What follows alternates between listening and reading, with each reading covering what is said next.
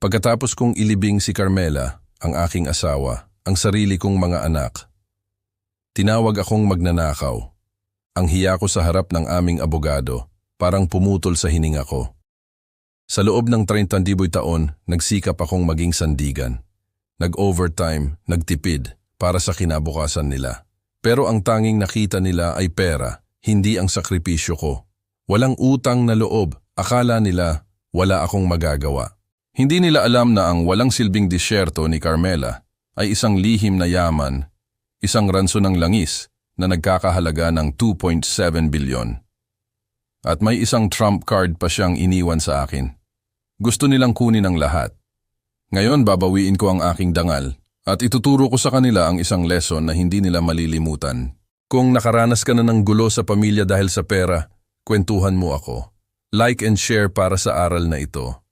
Saan kayo nanonood? Huwag na huwag kang pupunta sa ranso na yon, Jaime. Pangako. Palagi itong sinasabi ni Carmela, ang asawa ko, na ang lupain daw na yon ay isa lamang walang silbing disyerto.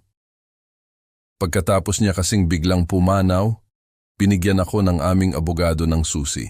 Ang sabi ni Atty. Sir Ricardo Salazar, ang ari-arian namin sa Texas ay sa akin na. Dahil laging sinasabi ni Carmela na wala itong halaga, binalak ko ng ibenta kaagad. Pero dahil sa curiosity ko, nagmaneho ako.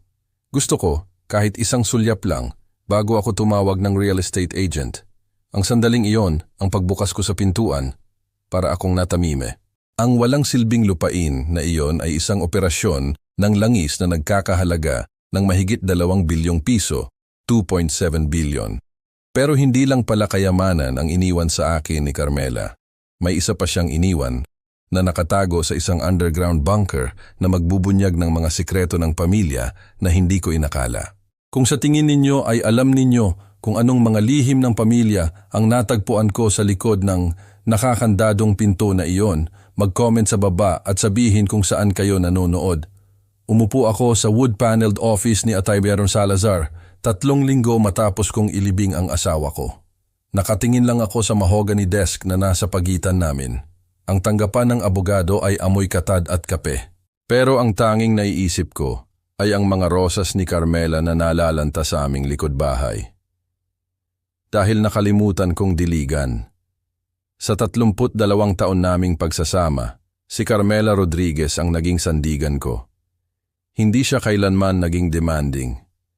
Pero sa isang bagay, talagang matibay ang kanyang desisyon. Huwag na huwag daw akong bibisita sa lumang lupain ng pamilya niya sa West Texas. Wala lang yan, mahal ko. Puro disyerto, ang sabi niya. Wala kundi alikabok at masasamang alaala. Iginalang ko ang kahilingan niya, kahit na minsan ay may kuryosidad akong nararamdaman. Ganyan kami. Buong-buo ang tiwala ko kay Carmela. Pero wala na siya ngayon. Kinuha siya ng isang stroke isang Martes ng umaga, habang dinidiligan niya ang mga rosas na mahal niya. Ang libing ay naging kalabuan lang ng mga casserole at pakikiramay.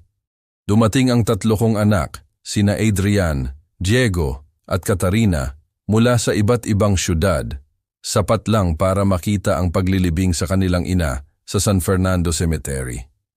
Pagkatapos, bumalik sila sa kanilang abalang buhay. Iniwan nila akong mag-isa sa isang katahimikan na parang nalulunod ako. Ginoong Rodriguez, malumanay ang boses ni Atty. Salazar. Maliit siya, may pilak na buhok at mababait ang mga mata sa likod ng kanyang salamin. Alam kong mahirap ito, sabi niya. Pero may mga huling bagay tungkol sa ari-arian ng iyong asawa na kailangang ayusin. Pakiramdam ko, lahat ng bagay ay mahirap na ngayon. Ang pagbangon sa kama, ang paggawa ng kape para sa isa lang. Ang paghinga ng wala si Carmela, lahat ay mas mahirap pa kaysa sa 2 tour ko sa Afghanistan. Itinulak ni Atty. Salazar ang isang maliit na kahon na kahoy sa tapat ng kanyang desk. Sa loob niyon ay may isang lumang susi na tanso, nakakabit sa isang Longhorn keychain, at isang selyadong sobre. Nakasulat ang pangalan ko sa pino at pamilyar na sulat kamay ni Carmela. Ang parehong sulat kamay na ginagamit niya sa grocery list at birthday card sa loob ng 3 dekada. Ano ito? Tanong ko, paos ang boses. Bumili ng ari-arian ang asawa mo sa West Texas 3 taon na ang nakakaraan. maingat na sabi ni Atian Salazar. Ayon sa kanyang tagubilin, sasabihin lang sa iyo ito pagkatapos niyang pumanaw. Ang titulo ay inilipat na sa pangalan mo, kasama ang lahat ng mineral rights. Parang umikot ang silid. Ari-arian? Wala ni minsan siyang binanggit tungkol sa pagbili ng anuman. Kinonsulta ni Atian Salazar ang kanyang notes. 2,500 acres sa Reeves County, malapit sa Pecos. Ang tawag dito ay Rancho Esperanza. Huminto siya. Hinong Rodriguez, batay sa mga geological survey at kasalukuyang kondisyon ng oil market, tinatayang nasa humigit kumulang 2 bilyon at 700 milyong piso, 2.7 bilyon, ang kabuuang halaga. Ang mga salitang iyon ay parang suntok. 2 bilyon at 700 milyong piso. Si Carmela, na relihiyosong nagtitipid sa paggatas at bumibili lang ng murang sabon, na nagpumilit na hindi namin kailangan ng bagong truck kahit umabot na sa 200,000 miles ang luma, ay nakaupo sa isang kayamanan nang hindi man lang nagsasabi ng kahit isang salita. Nanginginig ang mga kamay ko habang inaabot ang susi.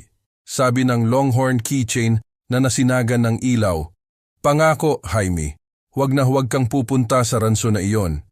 Pero wala na si Carmela. At ang kanyang mga lihim ay tumatawag mula sa disyerto ng Texas.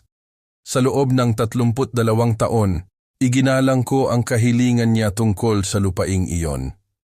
Sa loob ng 32 taon, pinagkakatiwalaan ko ang kanyang pagpapasya ng walang tanong. Ngayon, hawak ko ang susi sa isang misteryo na nagkakahalaga ng 2.7 bilyon. Napagtanto ko na hindi ko pala talaga lubusang kilala ang asawa ko. Ang babaeng nakasama ko sa higaan, nagpalaki sa mga anak namin, at humawak sa kamay ko sa bawat krisis, ay nagtatago ng mga lihim na maaring magpabago sa lahat.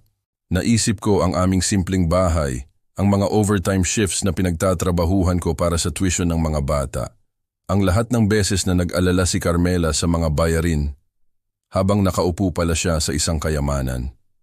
Bakit niya ito itinago sa akin? Ano pa ba ang hindi ko alam? Kinagabihan, nagdesisyon ako na babaguhin ang lahat. Bukas, magmamaneho ako papunta sa West Texas at titingnan kung ano ang itinago ni Carmela sa akin sa loob ng 32 taon. Ang desert highway ay parang walang katapusan sa harap ko. 4 na oras ng walang laman na kalsada, binibigyan ako ng sobrang daming oras para mag-isip. Umalis ako sa San Antonio bago magbukang liwayway. Ang mga salita ni Carmela ay umuugong pa rin sa alaala ko. Walang silbing lupain lang, mahal ko. Puro alikabok at alaala.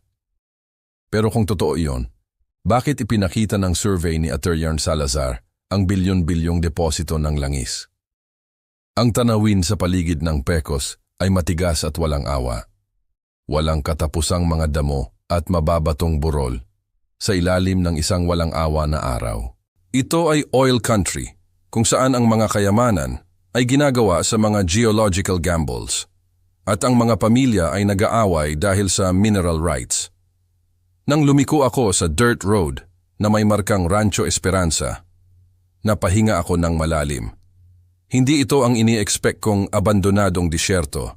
Isang malinis na gravel drive ang pumulupot sa pagitan ng mga bakod, papunta sa mga gusali na parang kuha sa isang magazine spread tungkol sa mga luxury ranch. Napakaganda ng pangunahing bahay. Bato at kahoy ang ginamit, may wrap-around porch at malalaking bintana na sumasalo sa liwanag ng umaga.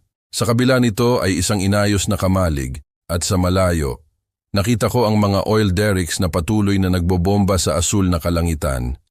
Isang matandang lalaki, mga 60s na, ang lumabas sa kamalig, nagpupunas ng kamay sa isang basahan.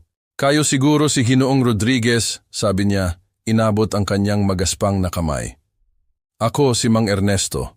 Ako ang nagpapatakbo rito para sa asawa mo sa loob ng 3 taon. 3 taon, ulit ko, habang pinoproseso pa rin ang nakikita ko. Mang Ernesto, wala akong ideya na may ganito pala hanggang kahapon." Lumambot ang mukha niya. Mabusisi si Ginang Carmela tungkol diyan. Sabi niya, hindi mo raw kailangang malaman hanggang sa pagpanaw niya. Iginawi niya ang kamay niya sa bahay. Ginastos niya ang bawat sentimo para ayusin ang lugar na ito. Ginawa itong espesyal mula sa pagiging sira-sira. Habang iniikot ako ni Mang Ernesto sa ari-arian, naging malinaw ang sikretong proyekto ni Carmela. Inayos niya ang lahat. Ang mga gusali, ang mga operasyon, at kahit ang mga oil wells ay pinatakbo kasama ng isang kumpanya mula sa Midland. Ang bahay ay nilagyan ng kanyang impeccable taste, komportabling mga leather furniture at mga family photo na hindi ko pa nakikita. Ang pagkakadiskubre ng langis ay purong swerte. Ipinaliwanag ni Mang Ernesto habang nakatayo kami at nakatingin sa mga derrick. Bumili si Jean ng Carmela nito dahil ito ang homestead ng lola niya. Lumapit sa kanya ang petroleum company para sa mineral rights 2 taon na ang nakararaan. Ito pala ang isa sa pinakamayaman na deposito sa West Texas. Lumaki si Carmela sa hirap. Anak siya ng mga migrant workers na nagtipid para makabili ng lupaing ito noong 1940s. Nawala ito sa pamilya niya noong oil bust ng 1980s. At sa kung anong paraan, tahimik na binili ito ng asawa ko pabalik. Bakit hindi niya sinabi sa akin? Tanong ko. Hindi ko masabi ng sigurado. Maingat na sagot ni Mang Ernesto. Pero nagkwento si Jean ng Carmela na gusto ka raw niyang sorpresahin na magkaroon ng isang bagay na espesyal para sa pamilya. Siya ay laging nagpaplano, laging nag-iisip ng 3 hakbang ng mas maaga. Pinoproseso ko pa rin ito nang mag-ring ang telepono ko. Ang pangalan ni Adrian ang lumabas sa screen at may lamig na bumaba sa tiyan ko. Ang panganay kong anak ay hindi tumatawag maliban na lang kung may gusto siyang makuha. Dad, ang boses niya ay matalas, pang negosyo. Kailangan nating mag-usap. Alam na namin ni Diego ang tungkol sa ranso. Lilipad kami bukas at umaasa kami ng isang kumpletong paliwanag. Namatay ang linya. Tinitigan ko ang telepono ko, nagtataka kung paano nalaman ng mga anak ko ang tungkol sa Rancho Esperanza nang ganoon kabilis. At bakit konfrontasyon ang una nilang instinct sa halip na pag-uusap? Tinitingnan ako ni Mang Ernesto na tila sanay na siyang humarap sa mga mahihirap na sitwasyon ng pamilya. Ang mga anak ninyo? Tumango ako, nagdududa na sa kinabukasan. Itinago ni Carmela ang lugar na ito ng 3 taon. Pero sa loob lang ng wala pang 24 oras matapos kong malaman ang tungkol dito, nag-uutos na ang mga anak ko. Ang araw sa Texas ay walang awang pumalo sa akin habang nakatayo ako sa sikretong ranso ng aking asawa. Hawak ko ang susi sa isang 2.7 bilyon na misteryo. At humaharap ako sa katotohanan na ang nakikita ng mga anak ko ay dolyar. Samantalang ang nakikita ko ay ang huling regalo ni Carmela. Dumating sila sa ranso na parang mga vulture, sakay ng isang itim na rental SUV na nagpataas ng alikabok. Ang mga anak kong lalaki, na hindi man lang bumisita pagkatapos ng libing ng kanilang ina, ay nag-coordinate ng overnight flights. Si Adrian ang unang lumabas. Ang kanyang mamahaling suit ay absurd sa gitna ng tanawin ng Texas. Sa edad na 32, namana niya ang talino ni Carmela, pero wala siyang namana sa init ng pagmamahal nito. Sumunod si Diego, 29, at mukhang malambot mula sa sobrang daming business lunches. Pareho silang may kayabangan sa pagdadala ng sarili. Si Katarina ay dumating ng hiwalay, sakay ng kanyang Honda Civic mula sa Austin. Sa edad na 26, mayroon pa rin siyang malumanay na mata ni Carmela. Bagamat ngayon, ito ay nababalutan ng pagkalito. Siya ang laging peacemaker namin. Dad, matalim na bati ni Adrian. Nagdala pa siya ng sarili niyang abogado, isang payat na lalaki na mukhang hindi komportable. Kailangan nating pag-usapan ang sitwasyong ito. Anong sitwasyon? Tanong ko. Huwag kang magkunwari na hindi mo alam, sumingit si Diego. 2 bilyon, Papa. Nakaupo si Mama sa bilyon-bilyon at hindi man lang sinabi sa amin. Lumabas si Mang Ernesto mula sa kamalig, nakita ang pagtitipon ng pamilya at tahimik na umatras. May mga dahilan ang inay ninyo, maingat kong sabi. Dahilan para saan? Para gawin kang nag-iisang beneficiary habang pinuputol ang mga anak niya. Malamig ang tawa ni Adrian. Para itago ang pinakamalaking kayamanan na nakita ng pamilyang ito. Hindi niya kayo inalis, sabi ko. Lupain ito ng pamilya niya. Perang dapat sana ay nagbigay katiyakan sa aming mga kinabukasan putol ni Diego. Nagbayad ng mga utang, tumulong sa mga bahay, nagpondo ng college accounts. Anong college accounts? Tanong ko. Wala sa inyo ang may mga anak. Masyado kayong abala sa mga career para mag-isip tungkol sa pamilya. Napaatras si Katarina, parang sinampal ko siya. Hindi iyan patas, Papa, tahimik niyang sabi. Sinusubukan lang naming intindihin kung bakit tinago ito ni Mama sa ating lahat. Naramdaman ni Adrian ang kanyang pagkakataon. Eksakto, Kat, mag-isip ka ng lohikal. Dapat alam ni Dad. Ang mag-asawa ay hindi nagtatago ng 2.7 bilyon na pagbili.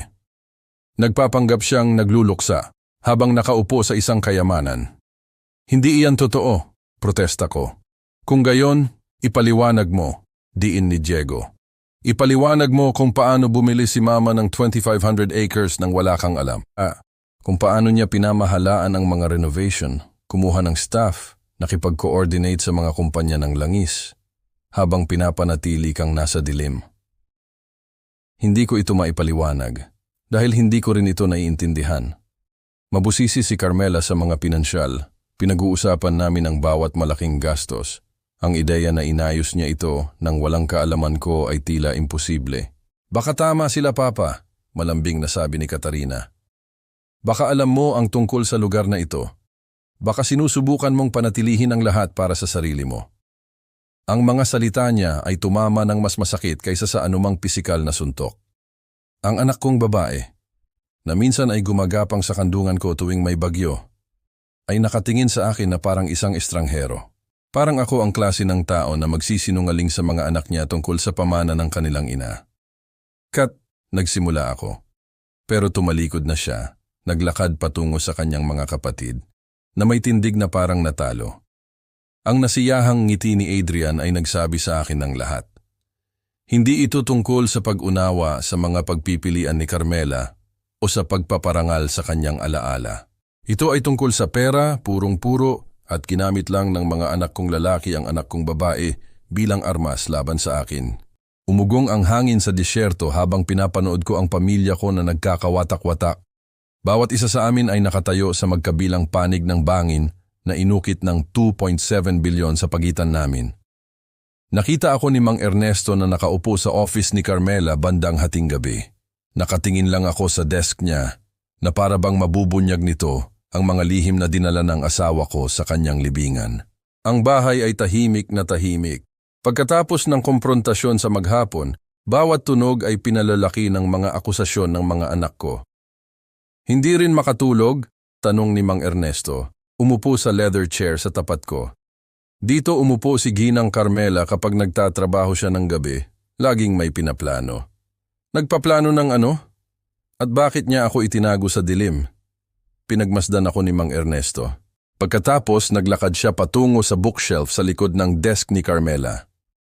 Ang mga daliri niya ay naghanap sa mga leather spines hanggang sa makita niya ang isang manipis na tumo ng tula ni Emily Dickinson. Sabi niya sa akin, kung sakaling mukhang nalulula ka, talagang nalulula, dapat ko raw ipakita sa iyo ito. Hinila niya ang libro at nakarinig ako ng isang mahinang click. Ang isang bahagi ng bookshelf ay umikot, nagbubunyag ng isang makitid na hagdanan na patungo sa kadiliman. Diyos ko po, bulong ko. Ipinatayo ito ni Ginang Carmela habang nagre-renovate.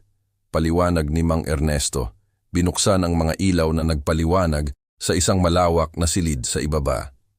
Ang sabi niya, bawat ranch house ay kailangan ng storm cellar. Pero iba ito. Ang tagong silid ay parang kuha sa isang spy movie. Maraming monitor ang nakalinya sa isang dingding, konektado sa mga sopistikadong computer system.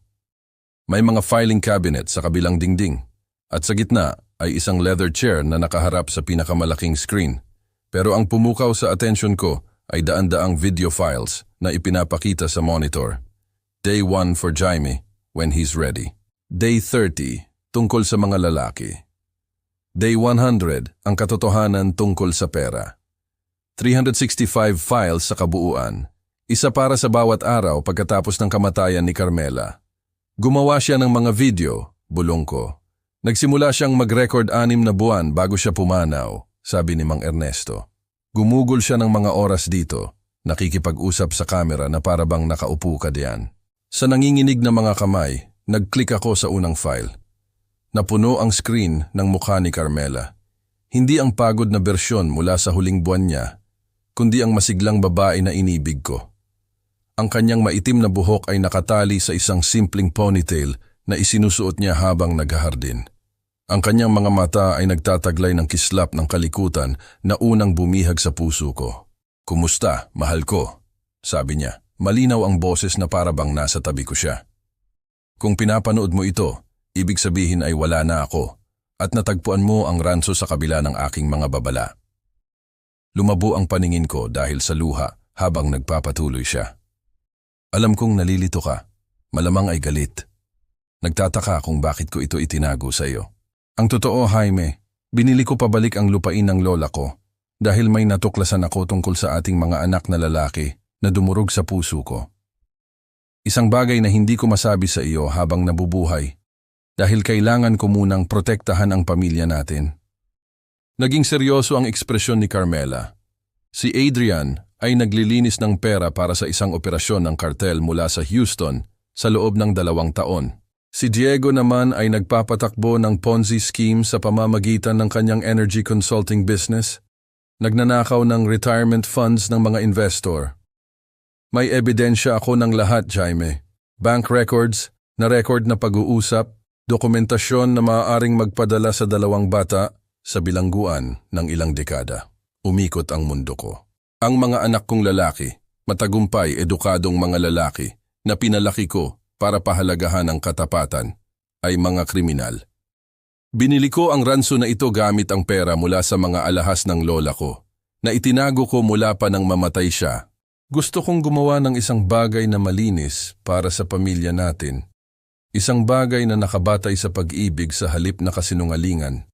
Pero alam kong balang araw, ang mga krimen ng ating mga anak ay aabot sa kanila. At kailangan natin ng panghawak para protektahan sina Katarina at ang ating sarili. Lumapit si Carmela sa kamera, bumaba ang boses niya sa intimate na tono na ginagamit niya sa aming mga pribadong pag-uusap.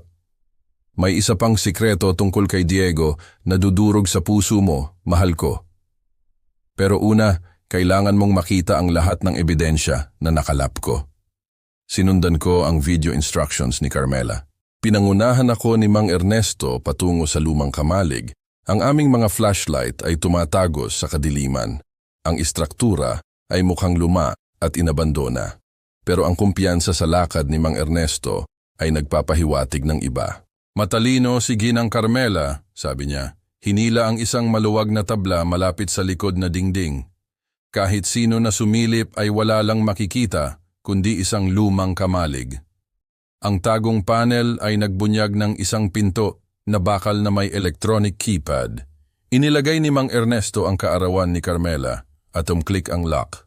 Sa kabila ay mga konkretong hagdan na bumababa sa isang lugar na maaaring ilarawan lamang bilang isang propesyonal na bunker.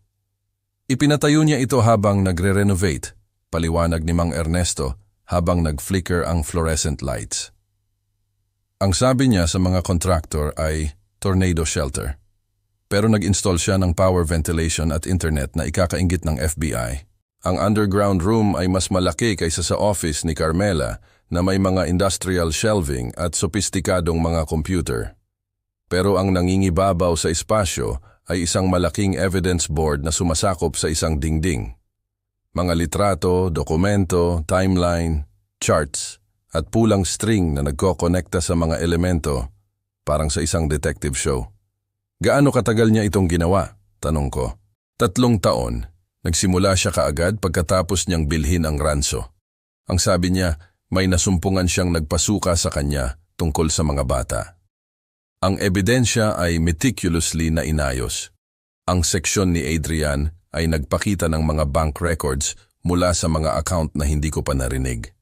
Mga litrato niya na nakikipagkita sa mga kilalang kriminal at mga transcript ng na-record na pag-uusap na tumatalakay sa money transfers at cleaning operations.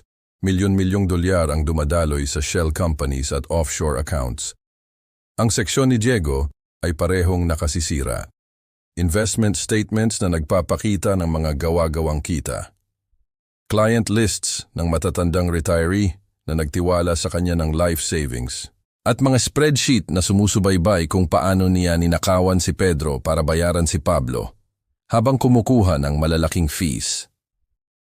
Ang Ponzi scheme ay tumatakbo na ng 18 na buwan at bumabagsak na. Nag-record siya ng mga tawag sa telepono? Tanong ko. Sinuri ang isang transcript. May tulong siya mula sa isang private investigator mula sa Dallas, sabi ni Mang Ernesto. Dating taga-FBI na nag-specialize sa white-collar crime. Binayaran siya ni Carmela para idokumento ang lahat ng legal. Habang patuloy akong nagsusuri ng ebidensya, isang medical file ang pumukaw sa atensyon ko. Ang pangalan ni Diego ay nasa tab, kasama ang mga record mula sa mga Houston Hospital at mga specialist. Ang diagnosis ay malinaw, chronic kidney disease stage 4, mabilis na umuusad patungo sa complete renal failure. Mamamatay siya, bulong ko. Nalaman ni Ginang Carmela 6 na buwan na ang nakararaan, kumpirma ni Mang Ernesto. Itinatago ito ni Diego. Malamang ayaw niyang magmukhang mahina sa mga investor, pero alam ni Carmela ang mga senyales mula nang dumaan dito ang kanyang ama. Ang mga medical report ay nagpinta ng isang malungkot na larawan. Kailangan ni Diego ng transplant sa loob ng 1 taon, posibleng mas maaga pa. Ang pinakamahusay na match ay karaniwang nagmumula sa immediate family. Nagpa-test si Carmela at nakita na compatible siya. Pero hindi niya sinabi kanino man. Ililigtas niya sana siya. Napagtanto ko, kahit na alam niya ang ginawa nito. Tumango si Mang Ernesto. Iyon si Ginang Carmela. Pero kinuha siya ng stroke. At ngayon, tinitigan ko ang mga medical files. Nagsisimula ng umintindi. Ang mga krimen ni Diego ay hindi lang kasakiman. Sila ay desperasyon. Isang naghihingalong tao na sumusubok na magbigay ng pera para sa kanyang pamilya bago bumigay ang kanyang katawan. Hindi nito excuse ang ginawa niya, pero ipinaliwanag nito ang pagkaapura. Nakatakda ang pulong sa Lunes ng umaga. Dumating sina Adrian at Diego, kasama ang kani-kanilang mga abogado.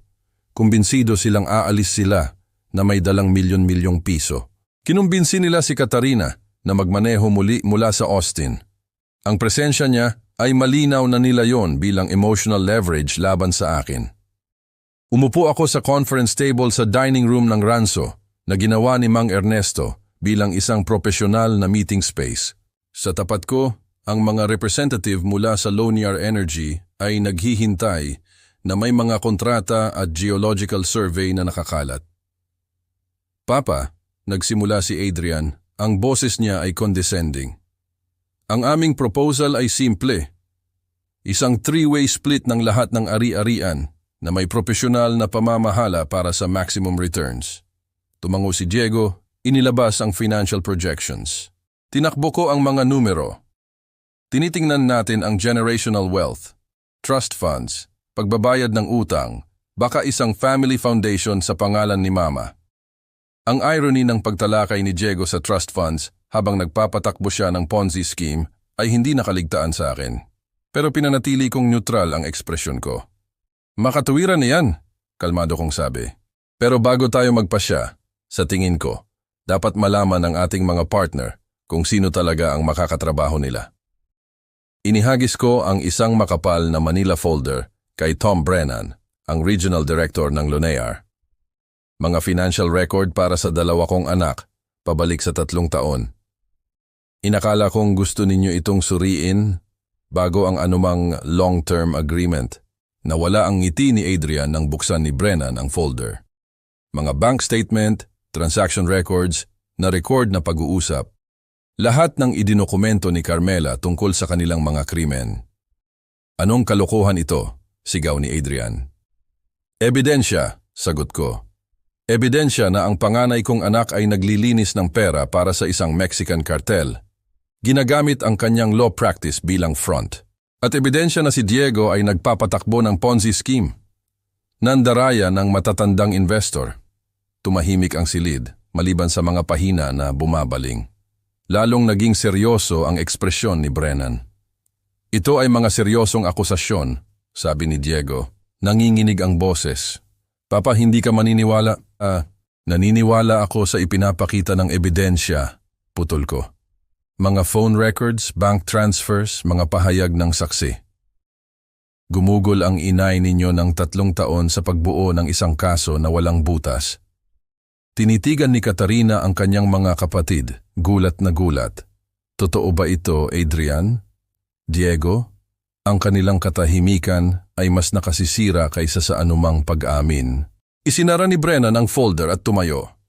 Ginoong Rodriguez, hindi maaaring ipagpatuloy ng Lonear Energy ang aming pakikipagtulungan sa ilalim ng mga pangyayaring ito. Tinatapos namin ang lahat ng kontrata habang naghihintay ng legal review. Inipon niya ang kanyang mga materyales at nagtungo sa pinto. Teka, tawag ni Diego. Hindi kami nakikipagnegosyo sa mga kriminal, sagot ni Brennan nang hindi lumilingon. Habang umaalis ang mga oil executive, hinarap ako ni Adrian ng may galit. Hayop ka, sinira mo kami. Alam mo ba ang ginawa mo? Pinrotektahan ko ang reputasyon ng pamilyang ito, sabi ko. Isang bagay na dapat sana ay inisip ninyo bago kayo naging mga kriminal. Umiiyak si Katarina. Bumaba ang bigat ng pagtataksil ng kanyang mga kapatid. Paano kayo nagsinungaling sa aming lahat? Pero hindi nakikinig si Diego. Namutla ang mukha niya at hinahawakan niya ang kanyang tagiliran. Humihinga ng maikli at masakit. Diego, sabi ko, ang galit ay kaagad na napalitan ng pag-aalala. Sinubukan niyang tumayo. Humakbang siya ng isa at bumagsak. Habang umaalis ang mga oil executive at sumisigaw si Adrian tungkol sa mga kaso, hinawakan ni Diego ang kanyang tagiliran at bumagsak sa sahig. Tumawag sa 911, sigaw ko. Ang galit ko ay kaagad na napalitan ng takot.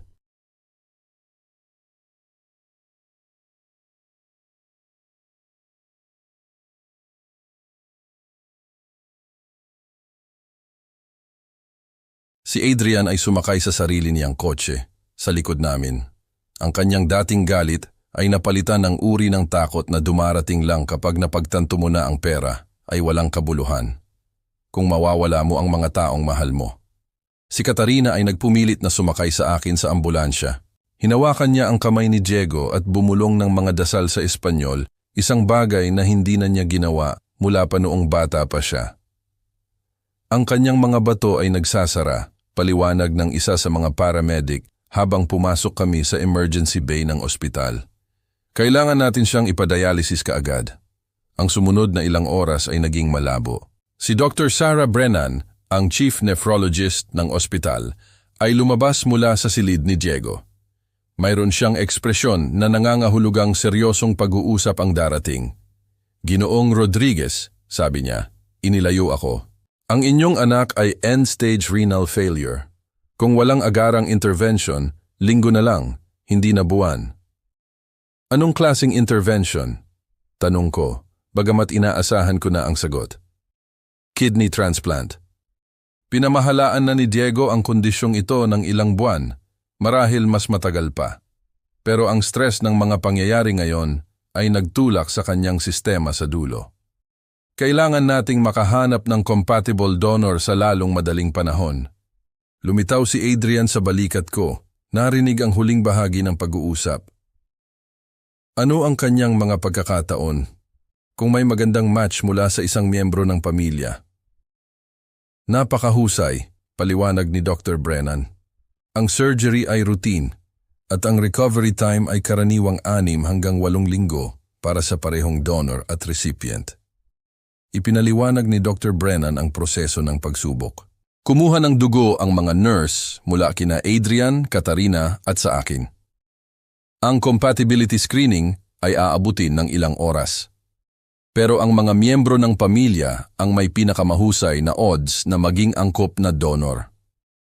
Dapat ko itong nakita, sabi ko, mas sa sarili ko kaysa kanino man. Alam ni Carmela, nagpa-test siya at nakita na compatible. Pero hindi niya sinabi sa kanya. Alam ni Mama na may sakit si Diego?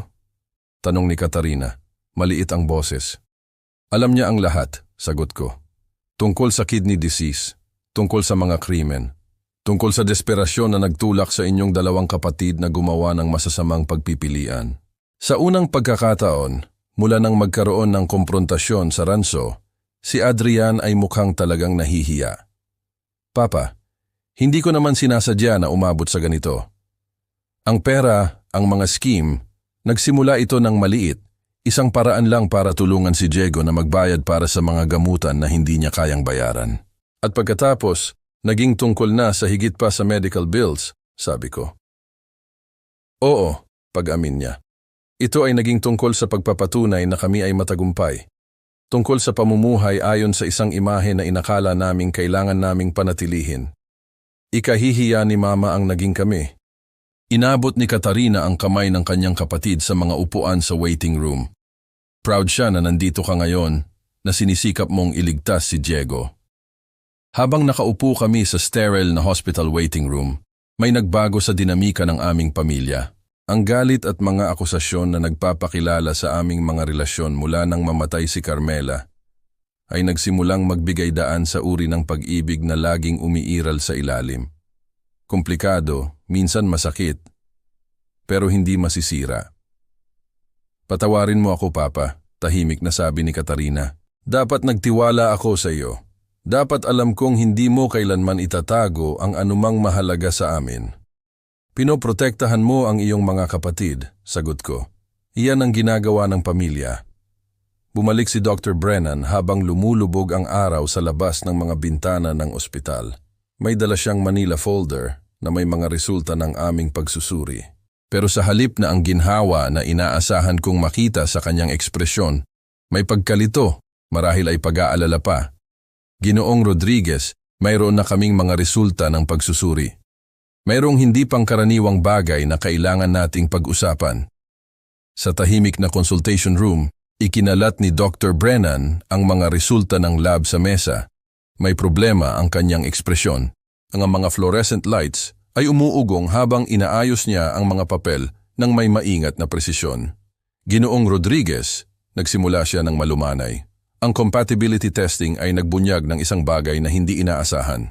Hindi kayo match para kay Diego, pero nagpakita ang blood work ng mga genetic marker na nag-udyok ng karagdagang mga pagsusuri. Inihagis niya ang isang DNA analysis sa akin. Ang teknikal na wika ay siksik, pero ang konklusyon ay malinaw. Probability of paternal relationship, 0.0%. Hindi ko maintindihan, sabi ko, bagamat alam na ng isang bahagi ko. Si Diego ay hindi ninyo biological na anak, malambing na sabi ni Dr. Brennan. Ang mga genetic marker ay nagpapahiwatig ng walang relasyong pangpamilya, patawad. Alam kong nakakagulat ito. 29 taon ng pagiging ama ang kumislap sa harap ng aking mga mata. Ang pagtuturo kay Diego na magbisikleta, ang pagtulong sa homework, ang pagdiriwang ng kanyang mga tagumpay. Lahat ay itinayo sa isang pundasyon na hindi ko kailanman kinuwestiyon. Dapat may pagkakamali, bulong ko. 2 beses naming tinakbo ang test upang makatiyak, sagot niya. Tunay akong humihingi ng tawad. Ang pagmamaneho pabalik sa ranso ay naging malabo. Ginabayan ako ni Mang Ernesto patungo sa sikretong silid ni Carmela nang walang sinasabi. Sa nanginginig na mga kamay, nag-click ako sa video na may label na Final Message About Diego. Ang mukha ni Carmela ay napuno ang screen, mukhang pagod, mas matanda. Na para bang ang kanyang mga lihim ay sa wakas ay naging masyadong mabigat. Mahal kong Jaime, nagsimula siya. Kung pinapanood mo ito, ibig sabihin, alam mo na ang katotohanan tungkol kay Diego. Maiisip ko lang ang sakit na nararamdaman mo ngayon. At humihingi ako ng tawad sa ginawa ko sa pamilya natin. Lumabo ang paningin ko dahil sa luha habang nagpapatuloy siya. Nang nakadeploy ka sa Afghanistan para sa iyong pangalawang tour, nalulungkot ako, natatakot. At nagawa ko ang pinakamalaking pagkakamali ng buhay ko. Nagkaroon ako ng affair kay Jeffrey de Guzman, isang lalaking nakilala ko sa base support group. Ito ay tumagal lamang ng ilang linggo, pero si Diego ay ipinaglihi sa panahong iyon. Pakiramdam ko ay nasuntok ako sa tiyan. Ang asawa ko, si Carmela ko, ay nagtaksil sa akin habang naglilingkod ako sa aming bansa. Gusto kong sabihin sa iyo nang umuwi ka, pero nang makita kitang hawak si Diego sa unang pagkakataon, nakita ko ang pag-ibig sa iyong mga mata. Hindi ko kayang sirain iyon. Naging ama ka niya sa lahat ng paraan na mahalaga, Jaime. Pinalaki mo siya, minahal mo siya, hinubog mo siya sa lalaking naging siya. Bumagsak ang boses ni Carmela dahil sa emosyon. Itinago ko ang contact information ni Jeffrey sa lahat ng taon na ito, sa pamamagitan ng isang private investigator. Lumipat siya sa El Paso, naging construction foreman, nag-asawa, nagkaroon ng ibang mga anak. Hindi niya kailanman nalaman ang tungkol kay Diego, pero nang nalaman ko ang tungkol sa kidney disease, pinasubukan ko siya ng palihim. Match siya, Jaime. Bumaba ang boses niya sa isang bulong. Ang ranso, ang pera ng langis. Ito ang paraan ko ng pagsubok na magbayad pinsala para sa kasinungalingan na sinapuhap ko sa loob ng 29 na taon. Gusto kong bigyan ka ng isang bagay na mahalaga, isang bagay na magbibigay katiyakan sa iyong kinabukasan. Dahil alam kong balang araw, lalabas ang katotohanan at baka hindi mo ako kailanman mapatawad. Lumapit si Carmela sa kamera, umaagos ang luha sa kanyang mukha. Si Jeffrey de Guzman ay nakatira sa El Paso, isa siyang mabuting tao na nagkamali sa isang may asawa, 30 taon na ang nakararaan. Ang contact ng private investigator ay nasa asul na folder. Hindi alam ni Jeffrey ang tungkol kay Diego. Pero naniniwala ako. Ipinagdarasal ko na gugustuhin niyang tumulong na iligtas ang anak, na hindi niya alam na mayroon siya. Nagdilim ang screen. Iniwan ako sa isang katotohanan na sumira sa lahat ng inakala kong alam ko tungkol sa aking kasal, sa aking pamilya, at sa aking buhay. Sa pamamagitan ng aking mga luha, narinig ko ang huling mga salita ni Carmela. Patawad, Jaime. Sobrang patawad. 2 linggo pagkatapos, umupo ako sa isang coffee shop sa El Paso. Nakaharap ko ang isang lalaki na may mga mata ni Diego. Si Jeffrey de Guzman ay 54, may graining temples at magagaspang na kamay ng isang taong gumugol ng mga dekada sa construction. Hindi ko kailanman nalaman, tahimik niyang sabi. Hindi sinabi ni Carmela sa akin na buntis siya. Kung alam ko lang, sinubukan kong tumulong. Pinoprotektahan niya ang lahat, sagot ko. Laging nag-iisip si Carmela ng 3 hakbang ng mas maaga. Ipinakita sa akin ni Jeffrey ang mga litrato ng kanyang asawa at 2 teenage daughters. Kasal ako kay Linda sa loob ng 22 taon. Hindi alam ng mga anak ko ang nangyari kay Carmela. Pero nang sinabi mo sa akin na kailangan ni Diego ng bato, alam kong kailangan kong tumulong. Ang compatibility testing sa El Paso General ay tumagal ng 3 araw. Si Jeffrey ay isang perpektong match. Habang naghihintay para sa surgical scheduling, nakilala ko ang biological na ama ni Diego. Disente, masipag, ang uri ng lalaki na nagtuturo sa Little League at tumutulong sa mga matatandang kapitbahay. Gusto ko siyang makilala bago ang surgery, sabi ni Jeffrey. Kailangan niyang malaman na hindi ko sinusubukan na palitan ka bilang ama niya. Ang pagpupulong ay naganap sa ranso. Si Diego, mahina pa pero determinado, ay umupo kasama sina Adrian at Katarina sa porch. Isang nagkakaisang front na hindi ko pa nakita mula noong bata pa sila. May katigasan ng ulo ka ng nanay mo, sabi ni Jeffrey na may malungkot ng ngiti. At tila ang tendency ng aking mga bato na huminto sa paggana. Tumawa si Diego, sa kabila ng lahat. Swerte ko sa parehong aspeto. Ang pagbibigay sa iyo ng bato ay hindi tungkol sa pag-angkin sa iyo. Nagpatuloy si Jeffrey. Pinalaki ka ni Jaime Rodriguez, minahal ka niya, hinubog ka niya. Nagpapasalamat lang ako na makakatulong ako. Pagkatapos umalis ni Jeffrey para maghanda para sa surgery, hiniling ng mga anak ko na kausapin ako ng pribado. Umupo kami sa lumang office ni Carmela. Ang bigat ng mga revelations kamakailan ay mabigat sa pagitan namin. Si Adrian ang unang nagsalita, nanginginig ang boses. Papa, sobrang humihingi ako ng tawad para sa mga krimen. Sa pagbaling kay Katarina laban sa iyo. Sa pagkwestiyon sa iyong integridad. Gayong wala kang ginawa kundi maging tapat sa buong buhay mo. Patawad din, Papa, bulong ni Katarina.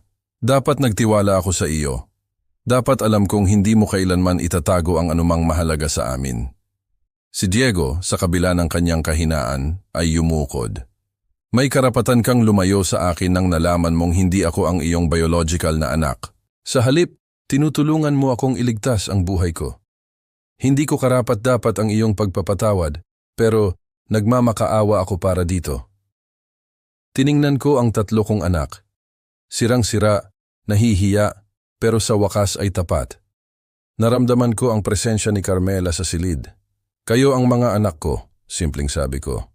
Hindi dahil sa dugo, kundi dahil sa pagpili, dahil sa pag-ibig. Hindi nagbabago iyon dahil nagkamali kayo. Kahit pagkatapos ng lahat ng ginawa namin, tanong ni Adrian. Lalo na pagkatapos ng lahat ng ginawa ninyo. Iyan ang ginagawa ng tunay na mga ama. Minamahal namin kayo sa pinakamasama ninyong sarili at tinutulungan namin kayong maging mas mabuti. Ang surgery ay nakatakda para sa sumunod na buwan. Nagsimulang makipagtulungan si Adrian sa mga investigator, nagtatrabaho upang ibalik ang ninakaw na pondo. Nakipag-ugnayan si Diego sa kanyang mga biktima, sumusubok na magbayad pinsala. Si Katarina ay nag-leave mula sa pagtuturo upang i-coordinate ang lahat. Ika-proud ito ni Carmela, sabi ko kay Katarina isang gabi habang pinapanood namin ang oil derrick na nagbobomba sa malayo. Ikaw ang pinaka-ipagmamalaki niya, sagot niya, dahil pinili mo ang pagpapatawad kaysa sa galit. Ang gabi bago ang surgery ni Diego, umupo ako sa sikretong silid ni Carmela sa huling pagkakataon. Ang kanyang imahe ay napuno ang screen, maganda at puno ng pag-asa. Alam kong galit ka sa akin, Jaime, sabi niya. Pero sana maintindihan mo na ang lahat ng ginawa ko ay tungkol sa pag-ibig. Komplikado, hindi perpektong pag-ibig ng tao. Habang paakyat ako sa hagdan, napagtanto kong tama siya. Tama si Carmela sa lahat. Ang pamilya ay hindi tungkol sa dugo. Ito ay tungkol sa mga taong pumili na mahalin ka, protektahan ka, at hindi ka kailanman susukuan. Kahit mula sa kabilang buhay, tinuturuan pa rin niya kami kung ano ang talagang mahalaga. Ang mga oil derrick ay nagpatuloy sa kanilang ritmo sa labas. Nagbobomba ng yaman mula sa lupa na binawi ni Carmela. Pero ang kanyang tunay na kayamanan ay hindi nasusukat sa dolyar. Ito ay ang aral na ang pag-ibig, pagpapatawad, at pangalawang pagkakataon ay maaaring magpagaling kahit sa pinakamalalim na sugat. Sa pagtingin ko sa lahat ng nangyari pagkatapos ng kamatayan ni Carmela, napagtanto ko kung gaano ako kalapit na mawala ang pamilya ko magpakailanman. Ang mga lihim, ang mga kasinungalingan, ang pera, halos sirain kaming lahat. Pero minsan, may paraan ng Diyos na gamitin ang aming pinakamadilim na sandali upang ituro sa amin ang pinakamahalagang mga aral. Huwag kayong maging tulad ko, mga kaibigan. Huwag hayaang bulagin kayo ng pagmamataas at galit sa kung ano ang talagang mahalaga. Nang natuklasan ko ang mga krimen ng aking anak, ang una kong instinct ay paghihiganti. Nang nalaman ko ang tungkol sa affair ni Carmela, gusto kong kamuhian ang kanyang alaala. Pero ipinakita sa akin ng Diyos na ang pagpapatawad ay hindi tungkol sa kung ano ang nararapat sa iba. Ito ay tungkol sa kung ano ang hinihingi ng pag-ibig. Ang totoo, ang tunay na kwentong ito ay nagturo sa akin na ang pamilya ay hindi tinutukoy ng dugo o ng pagiging perpekto. Ito ay tinutukoy ng pagpili na magpatuloy na magmahal, kahit masakit. Si Diego ay maaaring hindi share ang aking DNA, pero siya ay anak ko dahil pinili kong palakihin siya, protektahan siya at patawarin siya. Iyan ang ginagawa ng tunay na mga ama. Ang ranso ni Carmela ay naging higit pa sa pamana. Ito ay naging isang lugar kung saan ang mga sirang tao ay natutong gumaling. Ang mga kwentong lolo na ito na ibinabahagi ko ay hindi lang tungkol sa pera ng langis o family drama. Sila ay tungkol sa pangalawang pagkakataon. Tungkol sa kung paano maaaring magtrabaho ang Diyos sa pamamagitan ng ating mga pagkakamali. Upang lumikha ng isang bagay na maganda. Inilabas ko ang ebidensya ni Carmela at nakita ng lahat ang katotohanan. Ang sarili kong mga anak, sila pala ang mga kriminal na nagnanakaw. Ang kumpanya ng langis ay umalis. Nawala ang 2.7 bilyon na pamana, parang bula. Galit na galit si Adrian, sumisigaw na sinira ko raw sila. Pero sa gitna ng sigawan, biglang bumagsak si Diego. Tawagin ang 911, sigaw ko. Sa sandaling iyon, hindi na mahalaga ang yaman, hindi na importante ang dangal o pera.